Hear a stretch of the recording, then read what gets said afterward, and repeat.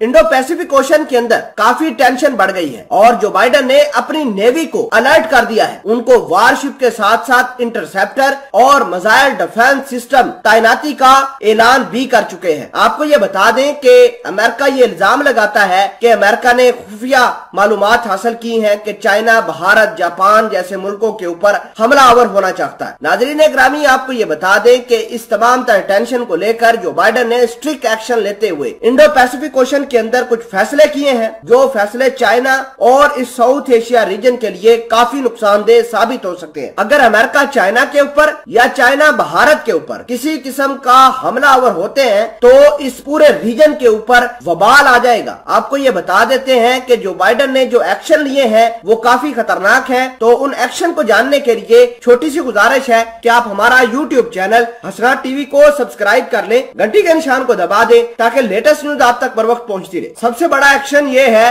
कि Indo Pacific ocean का commander general तब्दील कर दिया है अमेरिका ने और एक नया जनरल वहां पर लाकर तैनात किया है। उस जनरल का नाम है एडम जॉन सी एक्लिनो। ये जनरल ये कहता है कि हमें पाकिस्तान की गवादर पोर्ट से भी मसला है। इसके अलावा पाकिस्तान के अंदर जो चाइना इन्फ्लुएंस बढ़ा रहा है या चाइना की फौज पाकिस्तान की फौज के लिए कभी भी आ जाती है या चाइना की एयरफोर्स पाकिस्तान के साथ मिलिट्री ड्रिल करती है तो उससे अमेरिका और भारत को बड़ा ज्यादा मसला है। बड़ी अहम बात यह है कि जो बाइडेन ने इस नए कमांडर को यह कहा है कि आप गुआम एयरबेस के ऊपर एक इंटरसेप्टर तैनात करें। आपको यह बता दें कि इस इंटरसेप्टर की जो कास्ट होगी वो $7 मिलियन होगी। अमेरिका $7 मिलियन की लागत से इस इंटरसेप्टर को बनाएगा और इस इंटरसेप्टर की मदद से चाइना की जानब से जो भी मिसाइल आएगा उसे 500 किलोमीटर दूर ही ट्रैक करके उसको डिस्ट्रॉय कर देगा। और अमेरिका इस इंटरसेप्टर को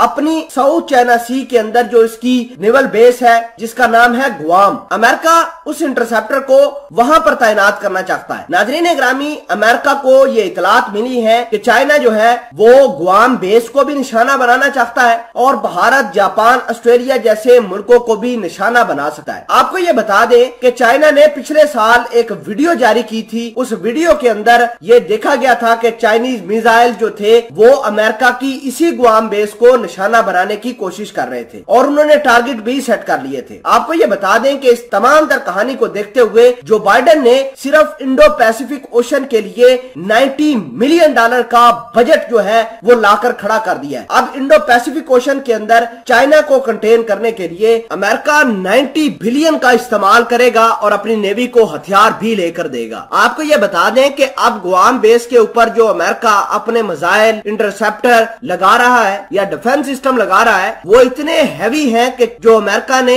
हिरोशिमा के ऊपर बम गिराया था उससे 20% ज्यादा ताकतवर साबित हो सकते हैं। आपको यह भी बता दें कि चाइना के पास जो डांगफिंग मिसाइल है उसकी रेंज भी बहुत ज्यादा है, तकरीबन 27-28 हजार किलोमीटर की रेंज है और चाइना उस डांगफिंग 41 का इस्तेमाल करते हुए चाइना के अंदर बैठकर अमेरिका की किसी भी स्टेट को हिट कर सकता है। बड़ी ये इंपॉर्टेंट न्यूज है और आपको ये बता दें कि इंडो पैसिफिक ओशन अब बैटल ग्राउंड के अंदर बदल चुका है।